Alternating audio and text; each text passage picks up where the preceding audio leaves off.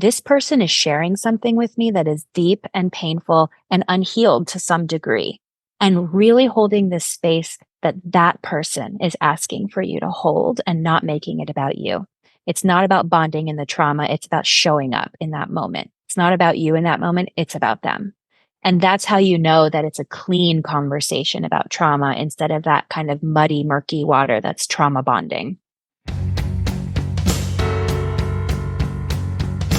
Welcome to the Everyday Epigenetics Raw, Real, Relatable podcast. I'm your host, Susan Robbins, epigenetic human performance coach. This is where we discuss all things lifestyle, environment, food, exercise, work, mind, and social interaction as they pertain to epigenetic expression in a way that's relatable to everyone. So if you're ready to start viewing you as an individual, take control of your life and health, and get results, buckle up, here we go. Welcome to the Everyday Epigenetics Raw, Real, Relatable podcast. I'm your host, Susan Robbins, and here's where we talk about everything lifestyle related and how it affects our genetic expression. So I've been asking through Facebook and Instagram posts to get suggestions on what topics you guys would like to hear. And I've had people say trauma. Trauma is a huge buzzword right now. We hear people trauma bonding. Everyone seemed to have gone through some sort of trauma or is experiencing some sort of trauma in their lives. And how does that affect us epigenetically? How does that affect how things express and how we live our lives? And so I am so blessed to have someone with me today who deals with epigenetics and trauma. Her name is Kate King. She's been over 15 years a licensed professional counselor until she became a radiant life coach. She is also a board certified art therapist. She's the founder of the Radiant Life Project. And she also has a book of the same name, the Radiant Life Project. And that is all about, it's a personal development guide. And so she's here to talk about this today with us. And I just didn't want to spend too much time on an intro because I'm too excited to get into it. We've been chatting and we know this might be a long one, so we want to hit the ground running here. One of the things that I saw that she had written that just made so much sense to me, because as we talk on my program here, everything about me and about my clients that I try to bring out and the guests I say here, be your authentic self. And it's understanding who you are, embracing that. People think we have different faults. We don't have faults. We just are who we are. And when you can love that person with all of that, Kate says, authenticity matters for a life with meaning and purpose. Amen, sister. I just love that. So welcome, Kate King, to my show. Thank you so much. I'm really jazzed for this conversation. Talking about trauma and epigenetics are two of my favorite topics. So let's geek out. Love it. So I've listened to some of the podcasts you've done. And one of the things I want to bring up before we get deep into the trauma part of it, you talk about authentic integrity, how there's reality and there's what is actually true. Mm-hmm. And can you elaborate on that? Because I love this part. Yes. So I have always loved the word authenticity. It has, even before it became kind of a buzzword, back in 2014, when I wrote my first book, The Authentic Mother, I used that word authentic and everyone was like, what is this? What do you mean by authentic? And now everyone knows. So this is such an important word to me. I think of it as what is real. Like an authentic leather jacket is just different than a fake leather jacket, right? You can feel the quality, you know where it came from. It feels like it has a certain depth and richness to it. But as I was going along, I realized that without integrity, authenticity is sort of shallow. It doesn't have a holistic picture. And so this really deep work that I offer in the Radiant Life Project uses both authenticity and integrity. I think of integrity as what is true. Beyond just honestly true, what is true to a core level of essence that's undeniable. Not to say that it wouldn't change or pivot in the future, but in this moment, the integrity is that this is through and through true. So when you create a synergistic relationship between authenticity and integrity, you get authentic integrity, which to me connects with what I call the true north compass that helps you discern how to be most you in a life that feels most true and to live from that place. And that's where we build relationships. And that's where we create our gifts and share it with the world and have that direction of purpose based on who we really are and what is really true for us. And don't you find, I just love that, because I see with working with what I do, I'm just coming from the epigenetic part of it, how we're created and understanding that to become that authentically, the authentic person that we're putting out there to the world. Because I see so many people, I mean, we can say, everybody wore masks in 2020 and some of 2021, but how many people had the mask on before that, the imaginary mask, and continue to wear masks because they either, number one, don't understand who they really are, or they're afraid to put who they are out there because they just are going to feel like they're not going to belong, or whatever the case is. And so I love that, because it has to have integrity, as you said, as well. And you talk about living life with the pilot light, either burning high or on a slow burn pilot light, right? And Right. radiant life, or radiant glow. Explain what you mean by that to the listeners. So we all have an inner pilot light, just like on your fireplace or your stove top. And I think of this as your life force energy. This is the essence of you that is embodied in this three-dimensional form that we call a human being. And it is the truest part of you that propels you through your life. And when we are living out of integrity and without authenticity, we are burning that flame really low because it takes a lot of Yeah. energy to go against who we truly are in our most essential selves. That Isn't shape that the truth? shifting. Yeah, like that pretzeling and that shape shifting in order to belong and repeat these patterns that we think we need to fit in or to get love or to get opportunity. It's exhausting. It And so is. it little by little, it burns down that pilot light. And the pilot light doesn't go out until death, or maybe after. I don't know what happens when we die, but I think of it as like the life force. And so you can live with a very, very low burning pilot light for your entire life. And I think many people do. And I think that shows up as mental health issues or trauma that is just such a prolonged response that people never really heal. It could show up as unconsciousness in relationships or apathy when it comes to how you live your life and what you do with your time here. So much of what I teach is about really fanning that inner pilot light so that it can glow not just within yourself, but when we really expand and cultivate our inner pilot light, it radiates beyond us. And Oh that's how boy, we does it. create. Yes, that's how we create a ripple effect in the world. That's how we make our mark. It's how we leave our legacy, which isn't necessarily like the jewelry we leave behind, right? Right. It's the mark we make on the people's lives who we touch. And if we're touching other people's lives with that authentic integrity and that inner glow of true radiance, we're passing it on. And it outlives us for generations, especially speaking epigenetically, our children's children are going to partake in that glow that we initiated by living in alignment. Absolutely. I even notice this when I work with people too, when they'll say, I feel like I have permission for the first time to be me. I'm finding this out. It's a luxury. They're really, and you see, because I'll see them every couple of weeks, you see their whole demeanor change. Mm-hmm. When someone's pilot light is low burning, they're down. It's like this.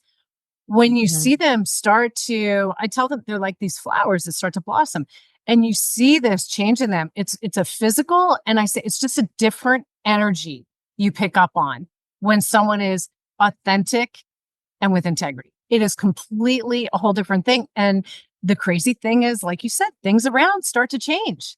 It comes from within, and then you see that ripple effect. So Absolutely. much. And Yeah. so often, in our culture, especially in the West, we're taught to live from the outside in, where we're basing who we are based on external validation, what other people want from us. Even if you think about social media, it's like you could have an incredible post, but does it have any value if other people don't like and heart it and share it?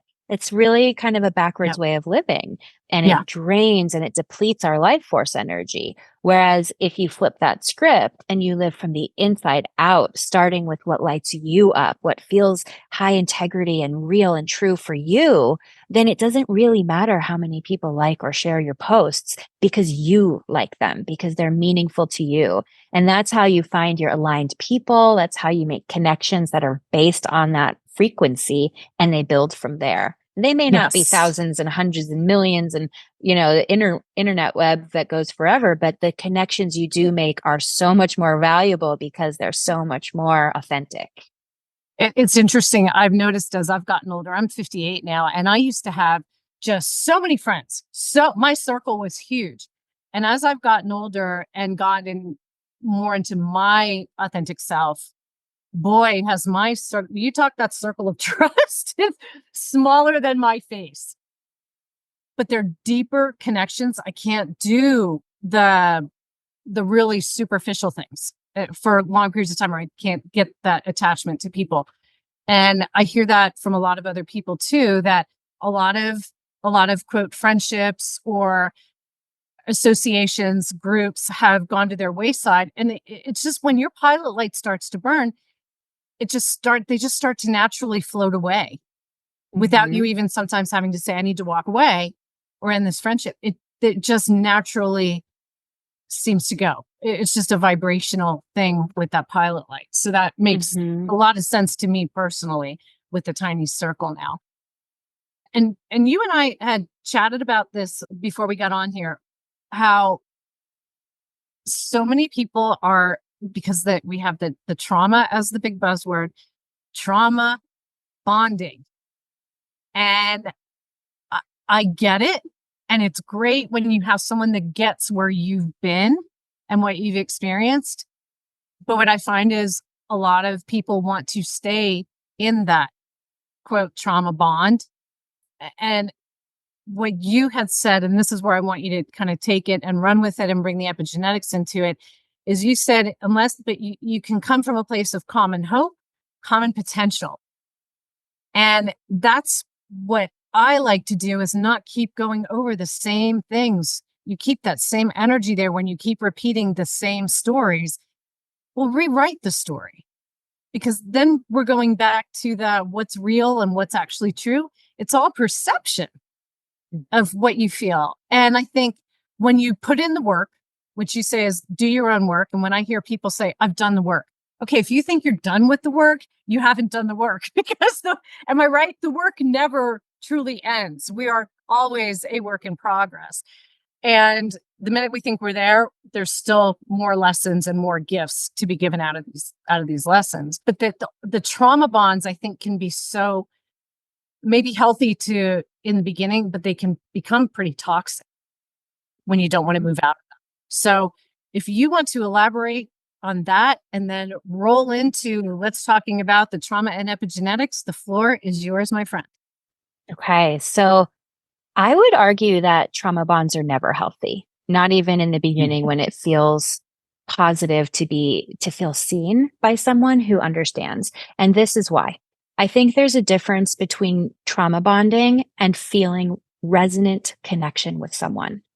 So if you're speaking about something that happened to you that was traumatizing and somebody uses that as an entry point to talk about their trauma and to connect with you based on your mutual trauma, that's a trauma bond. And it's a seductive little sticky trap.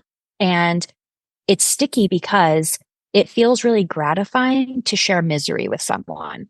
Mhm. And to move out of that level of misery requires so much effort, strength, time, energy, commitment, probably money if you're taking it to a therapist.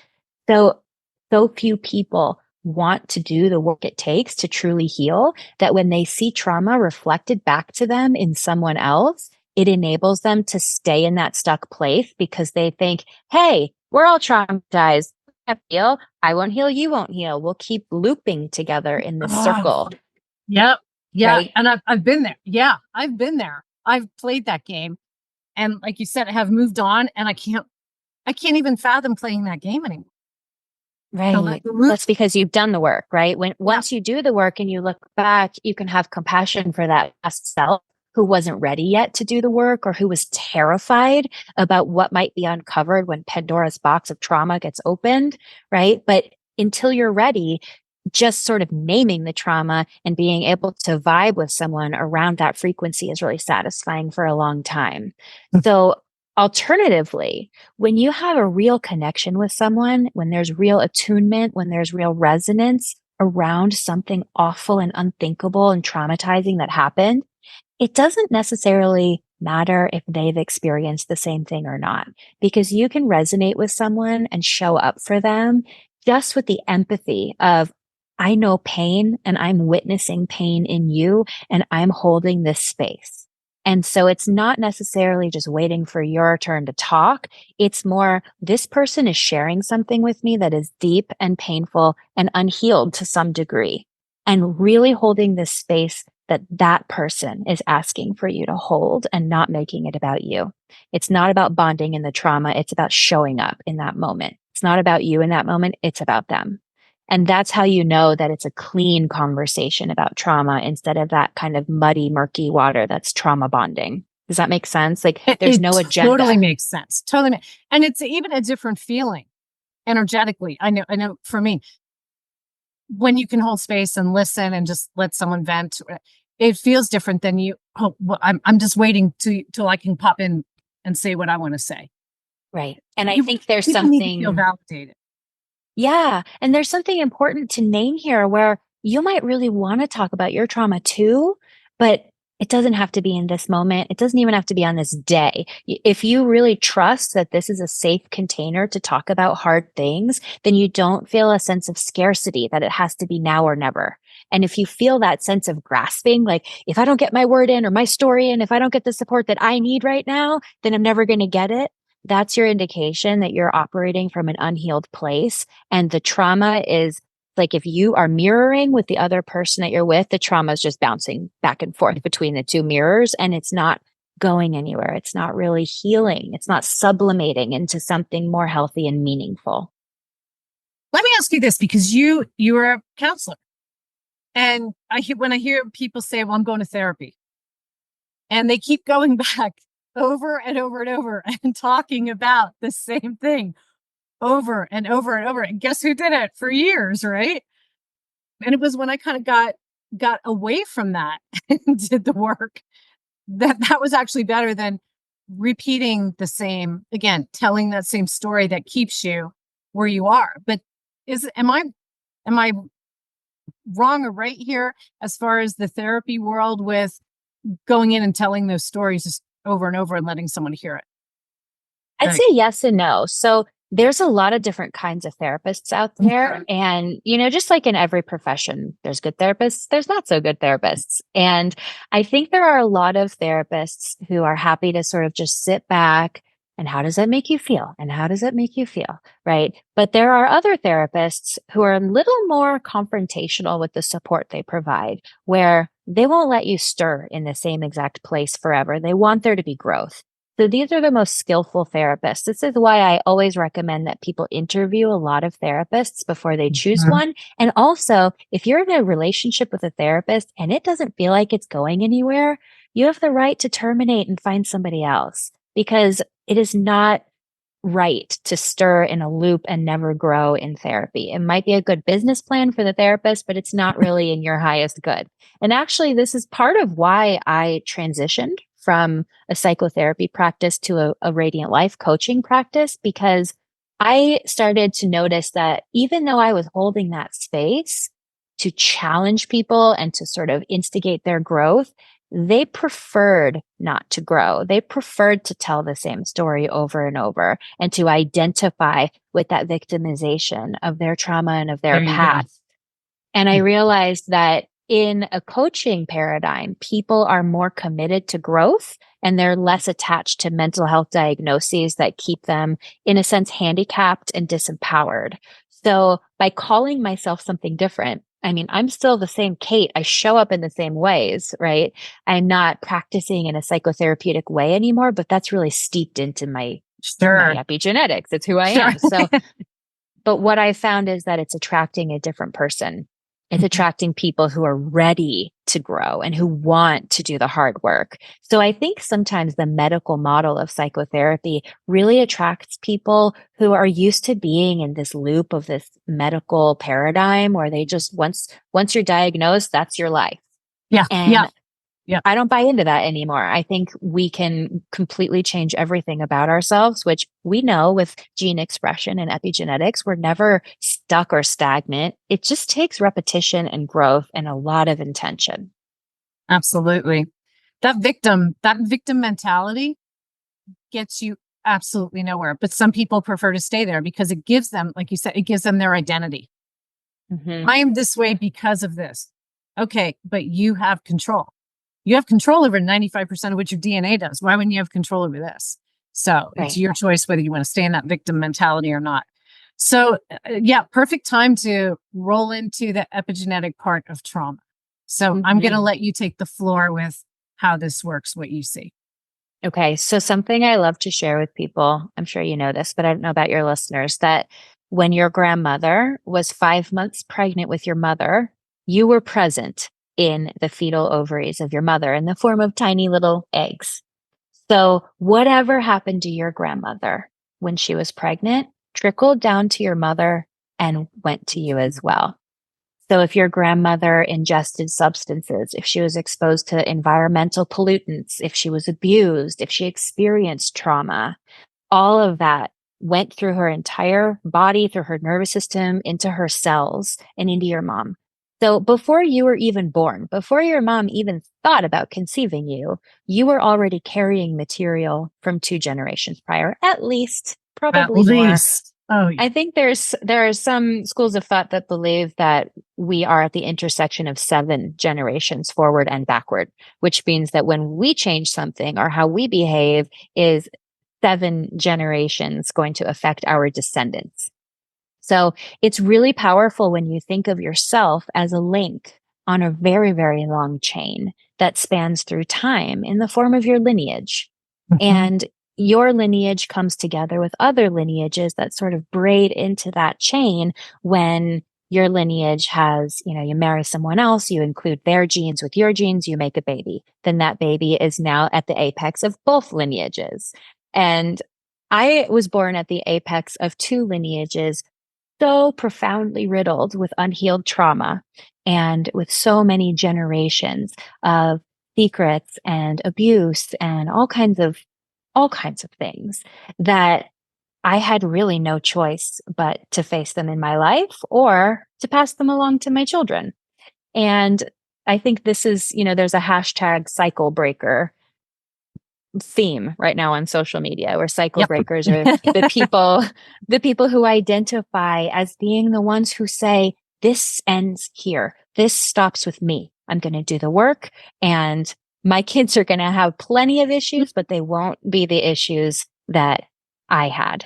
Right, maybe they'll be on a therapist couch stick someday talking about me, but it won't be the same story I was telling. Right. Yeah. So that is, how I like to think of the epigenetics of trauma. Some of what we're carrying was never ours to carry. It was No. passed down to us like, a legacy gift that we never wanted and we didn't really have the opportunity to say no thank you to. So we absorb it in ourselves and we grow up in an environment with a person who is living that experience. And so when you think from the nature and nurture perspective, you've got both nature and nurture working against you there because you have the genome of these traumatized people encoded in your DNA, and you're also in an environment where they're still behaving in those ways to Sure. large or small degrees. So instead of necessarily thinking, well, this is how it is, which so many generations prior have kind of said, this is who we are. We just have anxiety, or Jewish people just have depression. There's all these narratives. Right now in time, so many people are awakening to the reality of well, I'm going to just choose not to do that anymore. And I'm going to take it upon Nice. myself. I'm going to do the healing and I'm going to do the inner work so that when I have children, this doesn't pass down to them. And Mhm. I'm going to create both a different genome and also a different environment for my children to grow up in. So this is really kind of like time travel in a way Oh, yeah. because Yeah, it is. yeah, it's like that saying, the best time to plant a tree is 100 years ago. The second best time is today, right? So we are really working for the future of our lineage with this work that we're doing. And yeah, it might improve our lives too. It probably will, Probably will. Absolutely. but it'll massively improve the lives of our descendants. And you know what's interesting? People say you talk about mom and grandmother, but even the male half, what his lifestyle is also affects. Hmm. People think that dad can go drink his beer, eat the junk, eat the nachos. That also affects that child's DNA.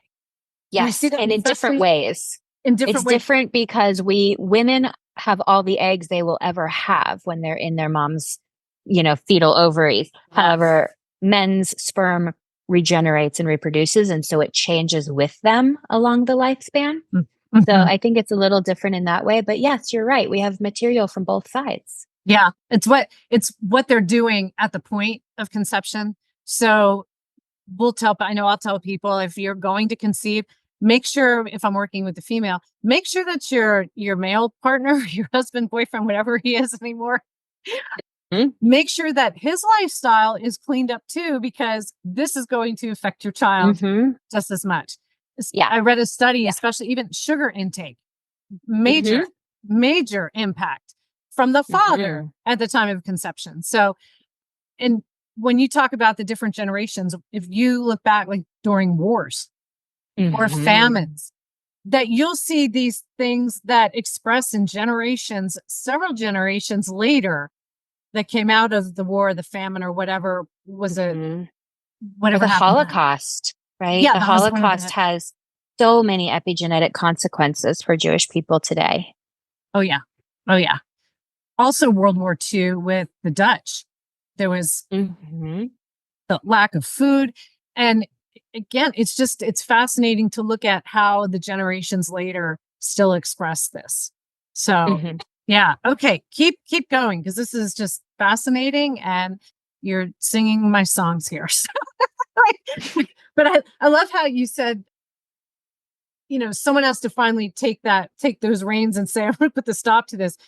I'm adopted, and I found birth family back in 2011. I have three birth sisters, all of the different fathers.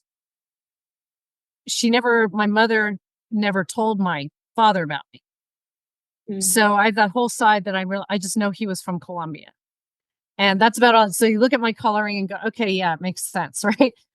But from her side, from what I had found out from having spoken with birth sisters, was the grandfather, birth mother's father, was very abusive. They came from Europe, from Germany around World War II, drank a lot. I guess his dinner was like a bottle of vodka, and was they believed very abusive, probably to our mother, who would also pills, booze, all this. I mean, she was a legal secretary when she had me at an older age. But I've often felt, and I read things that she wrote to the social worker when she gave me up, and I was the one that was given up. And she said, "I always have issues with money, and I don't pick men well." I was just going on when I read this. And this was 23 years ago. I was like, "Holy shit, that's me, a lady." And then I started doing the epigenetic work, and I'm going, "I'm carrying all her crap." Like, and there are things you feel good. Where is this coming from? And when I was in communication with birth sisters, they were all talking about the same kind of things that they were experiencing. But one I knew had more of an alcohol issue and stuff. But it was, I literally said to them, I know I'm going to take the reins and stop this from my part of it, because there was a lot of victimhood going on with them. And I said, that's not how I live my life. And so at some point you have to take responsibility and say, okay, this, I might be carrying all this, but the buck stops here, which is exactly what you said. And how we have that ability. And when you can work with that and start releasing even what's not yours, you feel this freedom, this change. And then that authentic self comes out because you're not allowing these epigenetics, lifestyle and environment, people, you've got choice on how these things express, which is what you're talking about. Yes.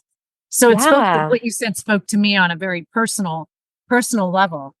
I'm glad. Thank you So for yeah. sharing. Yeah, it's interesting to hear that story and to hear that you have those qualities that, were so inherent in a mom that didn't really raise you. So I think I That think freaked me also, out. it's really interesting because I think about it as the genome that we habituate to, like our habit, even if it's unconscious, we're probably going to habituate to the genome that our parents had most dominantly within themselves, right? We have dominant and recessive genes, and you're probably more likely to get the dominant ones. So you may not know what they are, especially if you're adopted or if you're growing up in a family where there's not a lot of honesty. Your parents may not be able to say, this is something I struggle with, or this is something, we don't even always know the health issues in the generations before us, especially, a little bit less these days, but I think in prior generations, a lot of that was kept secret. Sure. So Sure. you don't necessarily need to know who came before you to know how those epigenetics are showing up in you.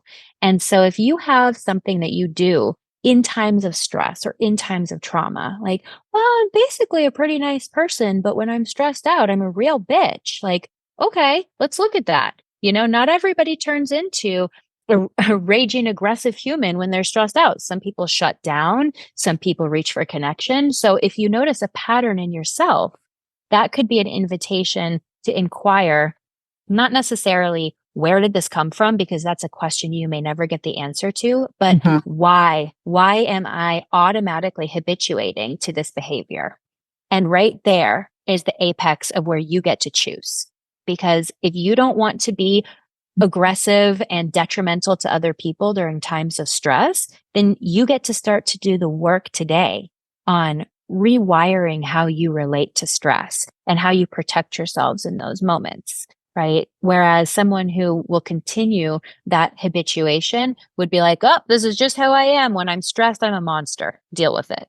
And so those are two different kinds of people or two different places in someone's life, right? One where you're willing to do the work and one where you're not.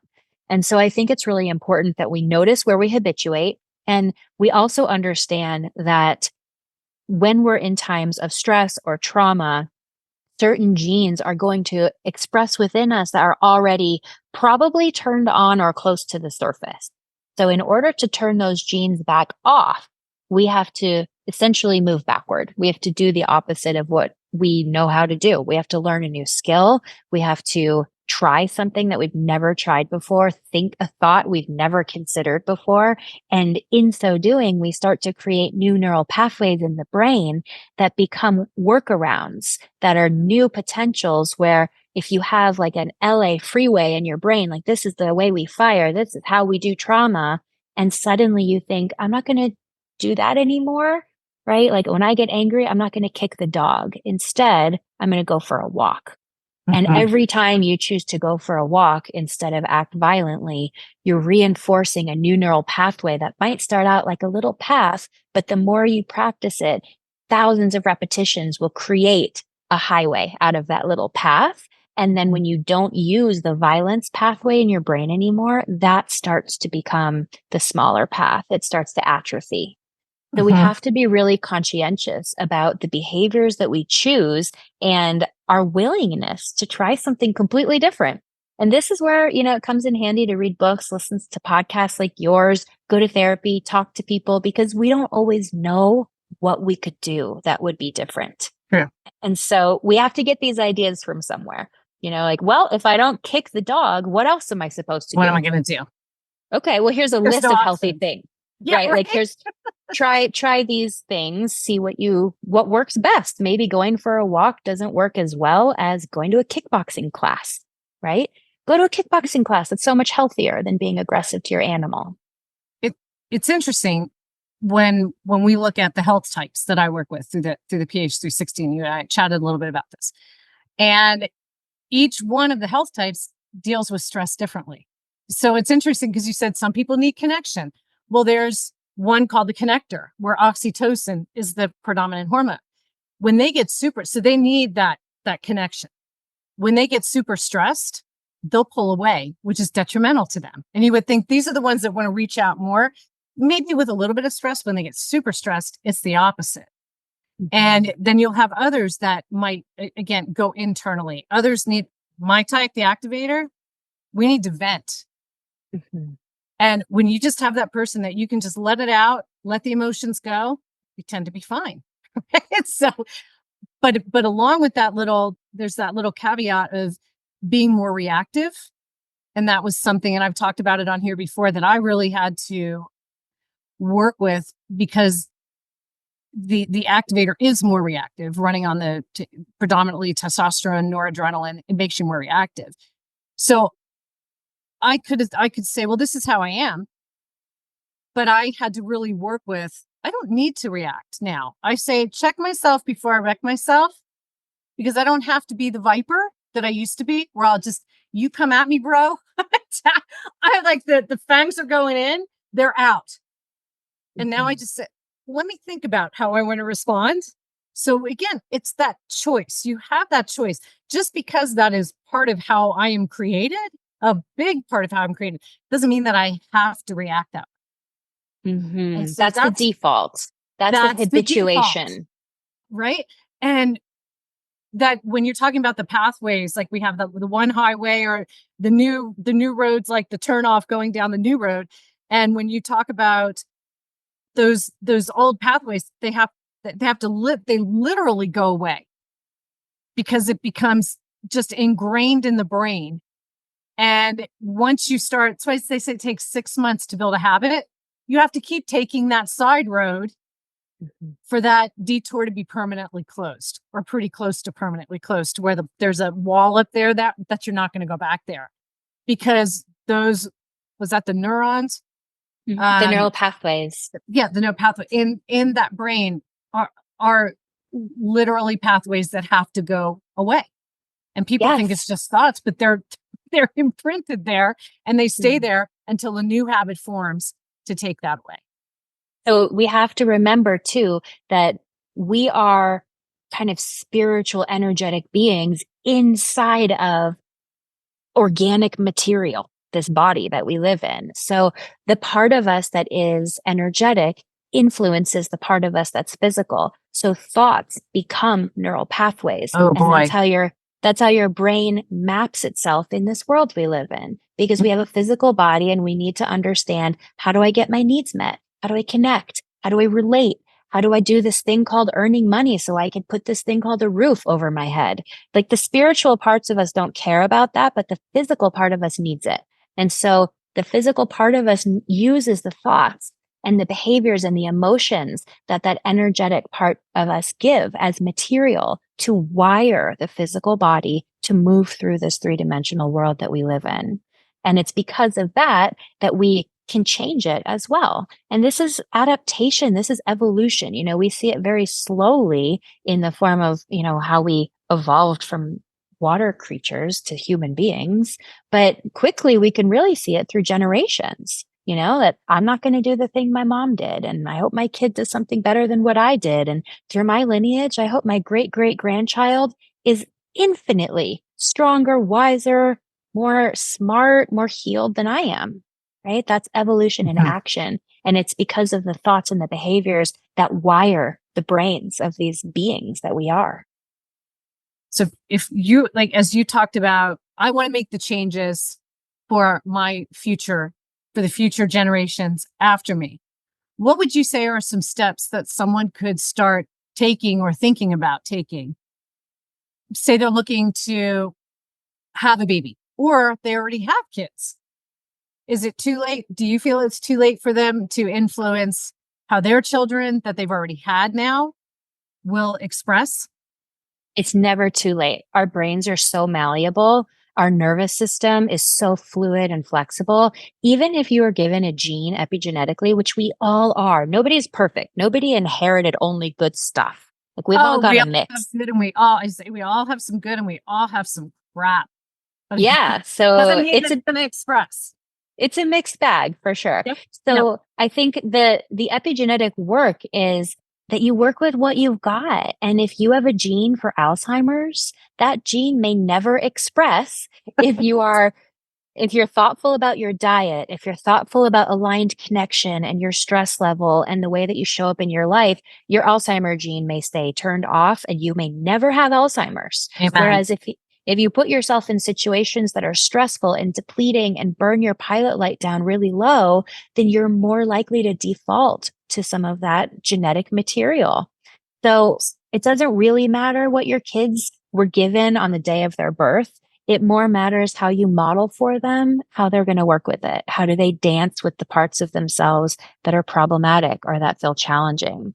And so that brings me to your question about what can we do, right? Mhm. And I mean, start by reading my book. That's a good place to begin because it's about turning everything inward. It's about focusing here. So an example of this would be right now. So I have an 8-year-old and a 10-year-old. Neither one of them are a fan of accountability. They love projecting blame. They love denial, right? They love avoidance. Like I will see one of them do some shenanigans and then very quickly be like, it wasn't me. I didn't do it. So what we're working on right now is accountability Okay. and making things right, owning it. That right there is changing their genome. It's changing the way that they think. It's changing the way they relate and connect, how they attune to other people. It's building the mirror neurons in their brain that help them connect with the pain of others through empathy. So just by working on something like accountability, my kids' epigenetics is healing. And they're working on it together, right? And they're working on it with a mom who's also working on it always. So I think that's an example of just sort of in the moment, not just letting yourself get away with all your little things that you know are probably maladaptive or unhealthy for you, but really holding yourself accountable to, hey, I think I could do better than that. And maybe I'm going to find an accountability partner who helps hold me to this and who contains this with me and has empathy and compassion with the way they support me on this issue.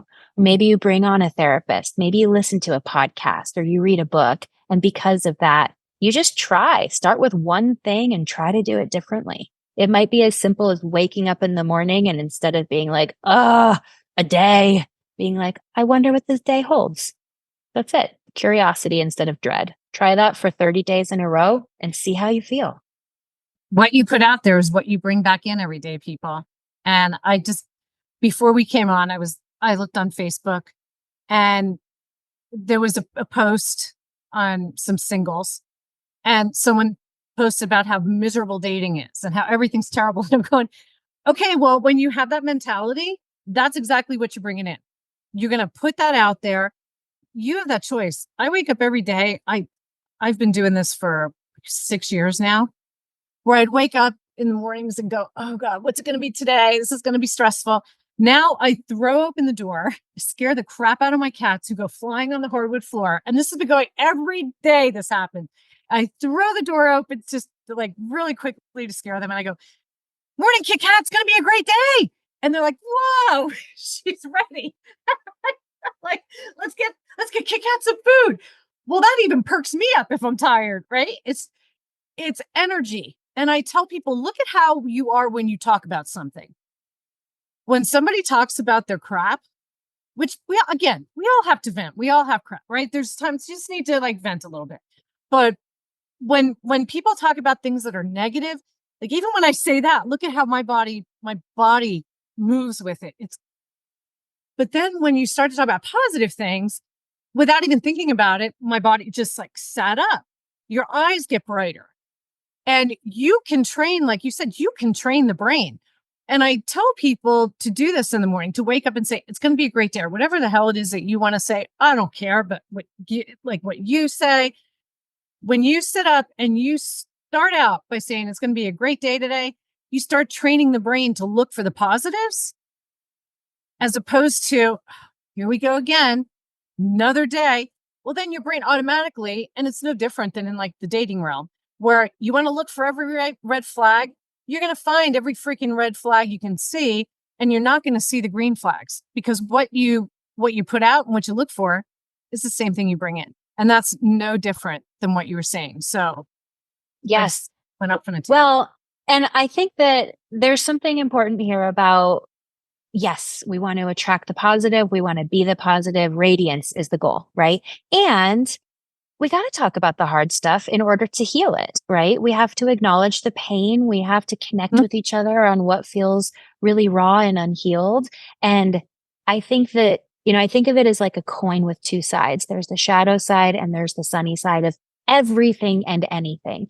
An example of this would be that so often when I work with people who have really hard diagnoses, terminal cancer, or, something that they're going to have to live with chronic pain, so often these people tell me that this diagnosis was the greatest gift of their entire life. And Changes everything. so here's the example of the shadow side and the sunny side. The shadow side is this person has cancer and they're going to die. This sucks. Like they have to say goodbye to people. They don't feel well. Their sleep is disrupted. Their body is being poked and prodded. It sucks to be sick. The sunny side is, oh my gosh, I have a sense for vitality now that my mortality is limited.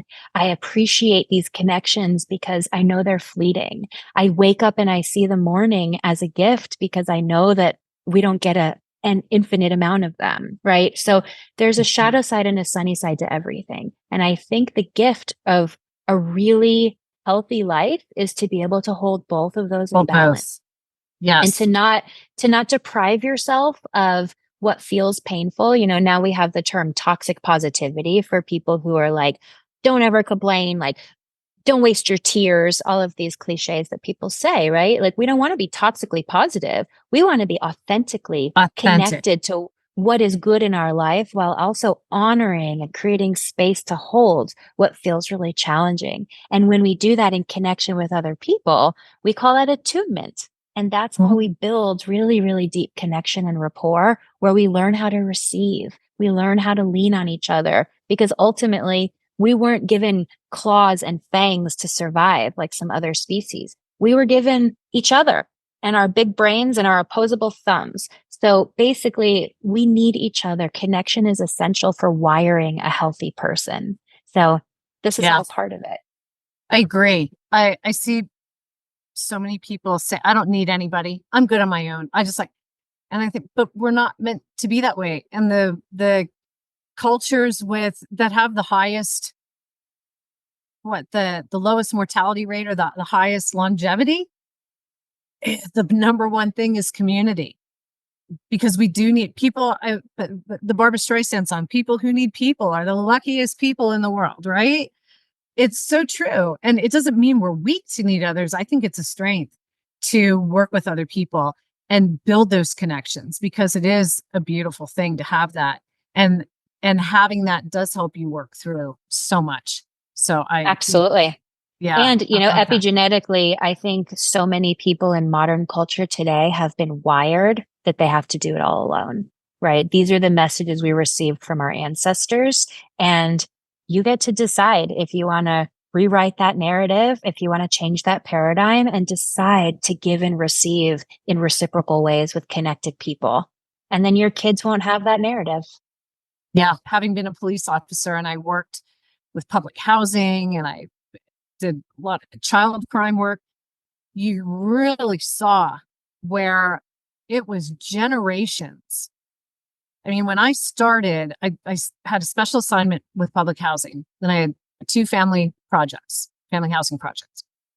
And so you had a lot of the single moms in there, and most of them had children. Almost all of them had children, young ones. So when I started, there were kids that were like 5 years old at the time. And by the time I retired, 10 and a half years after that of working in that same position, you saw the generations, they were having kids as kids and living in public housing. And then they go and hang out with mom, and And you just saw this cycle, how this was not changing. They were just taking everything. There were a few that I saw that said, I just want to get out of here. I want to go live my life. But others, they became ingrained in that lifestyle that Yes. that in the 10 years to see the 5-year-old became the 15-year-old having a baby and saying, oh, well, I'm going to be in public housing. And Mhm. it was just mind blowing to me that, and I said, like, this is the cycle. If for some of them, grandma was also in public housing, which was meant Right. to, right, which was meant to be a temporary thing, not to house people for. There were people there that were there for 35 years. Yeah. Yeah. I think, the same thing goes for trauma and abuse with the saying, hurt people. Oh boy, this was interesting. I had a child molestation case.